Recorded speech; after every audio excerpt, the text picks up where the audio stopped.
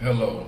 What you're looking at is the TexasVestments.com About Us page. We are an investment club based here in Dallas, Texas. I'm the club president, Lee Ennis.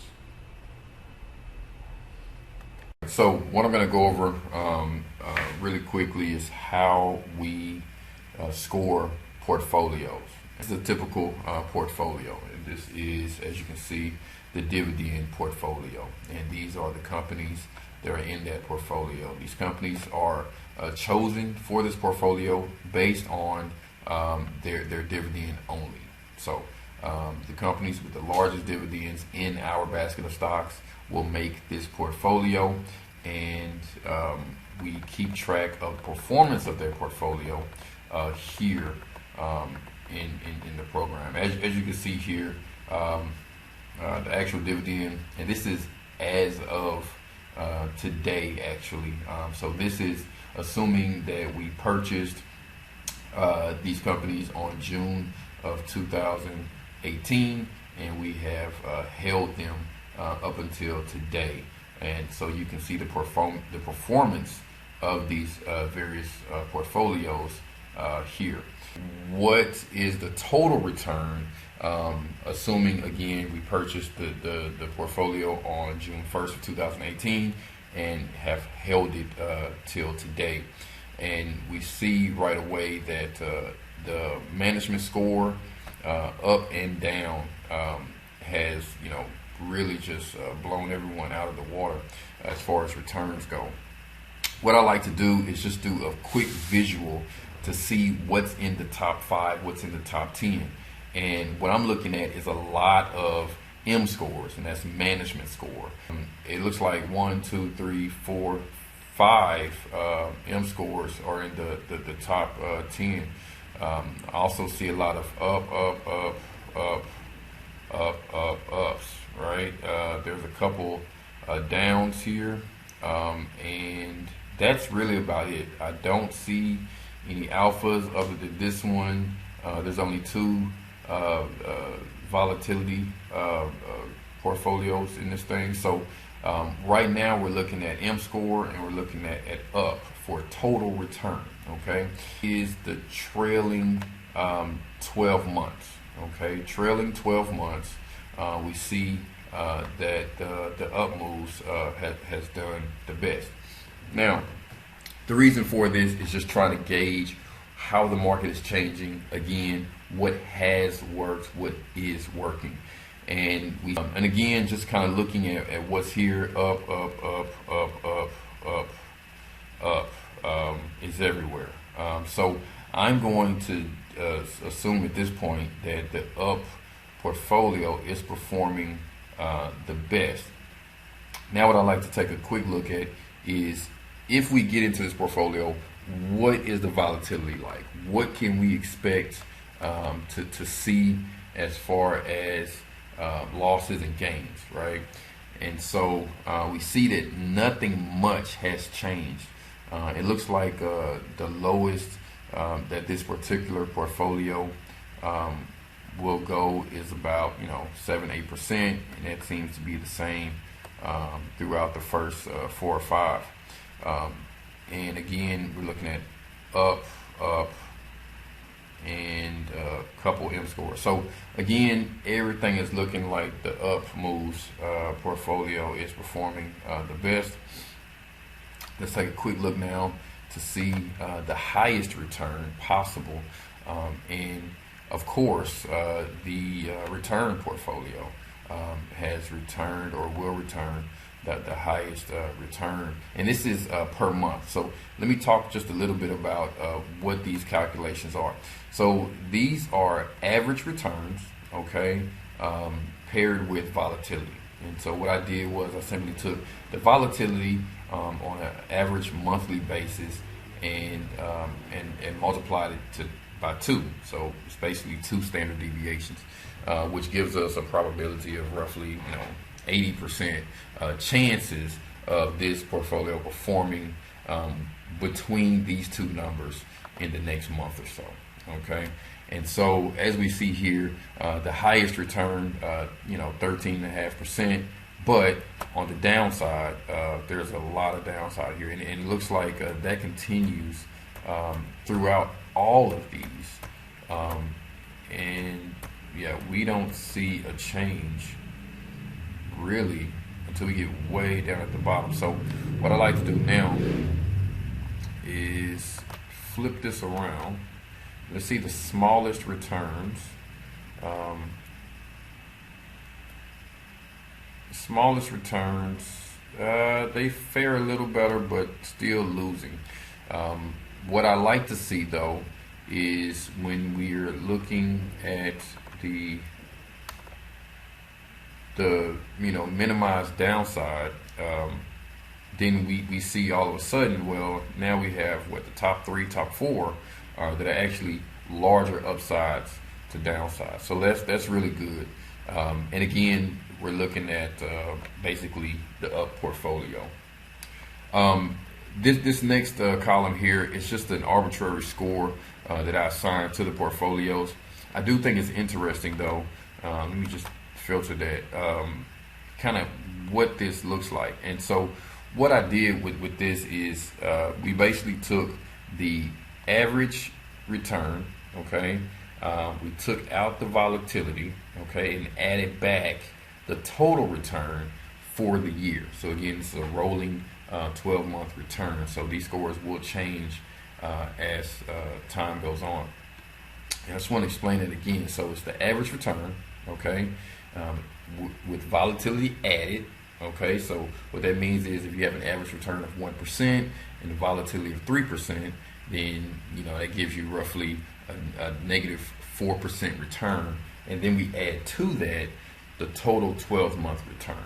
Okay, so again, it's just an arbitrary score just to give me a better idea of how the portfolio is performing. Okay, and again, when we look at the largest scores available, again, up. So we're using all these different tools to point us in the same direction. It looks like it's all going the same way. The MVP, this is just basically looking at what portfolios have performed the absolute best over the last, this is actually, I believe, 18 months. So this is going to be from June 1st, 2018. What portfolios have beat out all the other portfolios? So what portfolios have returned the largest return in any one month? Okay, let me show you what that looks like. This is our heat map. Okay, and so this gives us a visual representation again of how the portfolios are performing. And so what we're looking at here is green is good, red is bad. Very simple. The other thing I want to alert you to is the 4-month performance of the particular portfolio. And again, doing this just to get a really good idea of how the market is changing. Okay, how the market is changing. So, October to January, we see across the board almost every portfolio, if not every portfolio, took a loss, a fairly big loss. Okay, and so what we want to know is, well, what portfolios performed best when the market wasn't doing so well. And so we see up moves here is a negative 10%, and everything else,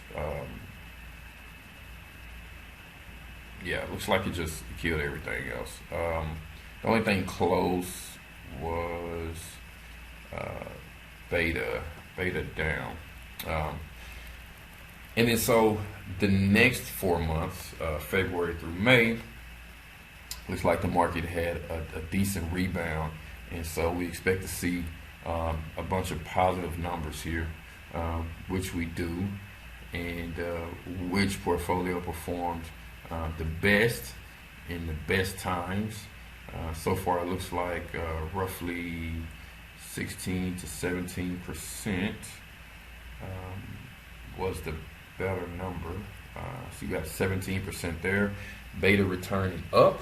So of course, throwing that return portfolio or return score into the mix really helped boost returns when things were going well. The beta, I think that's just an overall decent portfolio, honestly. Let's see, 17,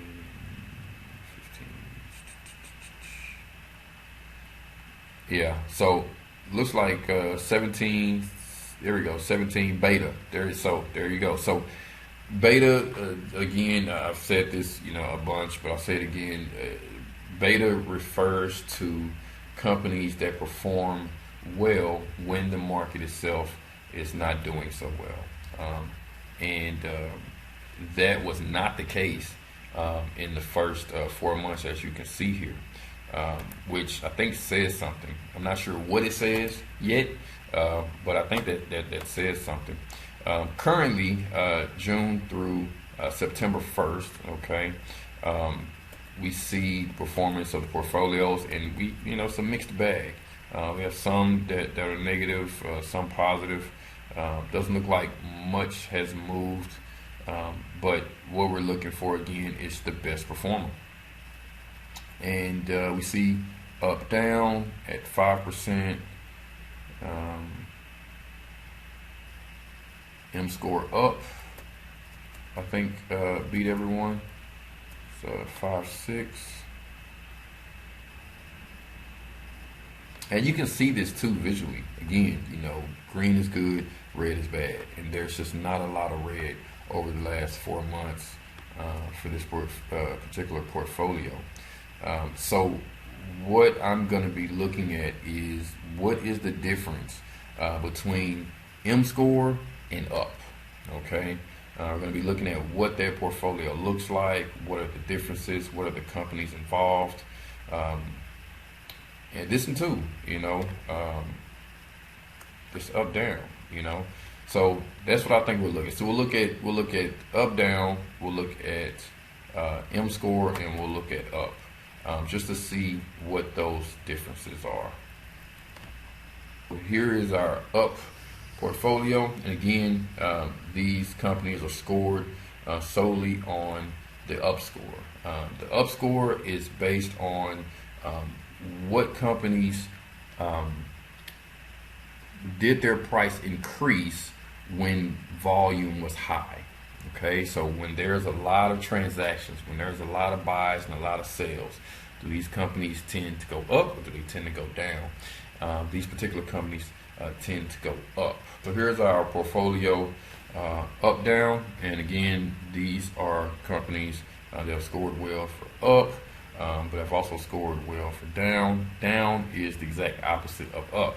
These are companies that when there are a lot of transactions, they tend to go down less. Doesn't necessarily mean that they go up more, just that they go down less. M score I think was everywhere, but honestly I don't believe there was a pure M score. I think it was all M score plus something else, right? So with that being said, I think what we'll do is we'll look at M score up and down. M score up and down. Again, I'm just gonna get a quick snapshot. Okay, so what we have here is 8 of the same companies in all 3 portfolios, and we have roughly so there's only 3 spots left open. Okay, so only 3 spots left open, and so what we're going to be looking at is basically a 3 strikes you're out rule for these portfolios. Now, there are some companies that just did not perform very well at all over the last 18 months or so. Now, we're still going to check them out, see if we like them, but we are going to kind of, like I said, use this 3 strikes you're out rule for choosing the portfolio that we go with. So the up portfolio has a few companies that are on our bad list. So C&Q has 1 strike, BTI is 2 strikes, and that's it. So the up portfolio has 2 strikes against it. Let's now go to the up and down portfolio. Has WDC. It has I think that's it. Let's make sure. It has WDC, so that's 1 strike. And that is it. So the up and down portfolio only has 1 strike against it. So that's really good. And so without even thinking about it, the M score up and down, I know for sure has more than one of these on the list.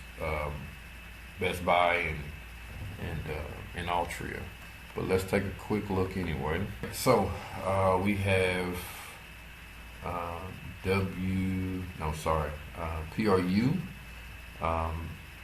That's 1 strike. Best Buy, that's 2 strikes.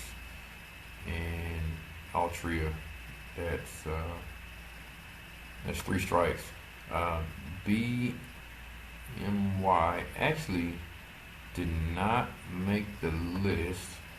We can add that one, and that one is a stay away. Okay, but cheap. So we'll take a look at it. So I think it's set. The up and down portfolio has the best overall return and performance based on the companies that are in the portfolio. I'm going to take a quick look at our heat chart here at that particular portfolio, and we see it right here, minus 18, plus 15, and a nice 5% more recently. So that's really good. That gives me a lot of confidence. And so the question now is, how do we morph our portfolio into something that resembles the up-down portfolio? Currently, there is absolutely nothing that is in this portfolio that we currently own. So we'll have to compare and contrast what we currently own with what the system is asking us to own to see if it's a better fit. And that'll be in the next video.